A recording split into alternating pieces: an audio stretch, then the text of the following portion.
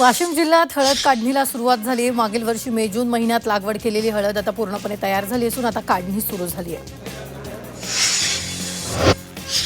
नाशिकच्या चांदवड कृषी उत्पन्न बाजार समितीत टोमॅटोच्या दरात घसरण झाली आहे। प्रति किलो टोमॅटोला अवघा 5 ते 7 रुपयांचा भाव मिळतोय। यामधून उत्पादन खर्चही निघत नसल्यामुळे शेतकरी हवालदिल झालाय। अकोल्यातील डॉक्टर पंजाबराव देशमुख कृषी विद्यापीठ इथं हॉर्टिकल्चर डे निमित्त 2 दिवसीय शिवार फेरीचं आयोजन करण्यात आलं। यावेळी फळं, भाजीपाला, फुलपिकं तसं औषधी आणि सुगंधी वनस्पती पिकांचं प्रदर्शन भरवण्यात आलं। या उपक्रमामुळे शेतकऱ्यांना आधुनिक तंत्रज्ञान आणि सुधारित वाहनांची प्रत्यक्ष माहिती मिळणार आहे।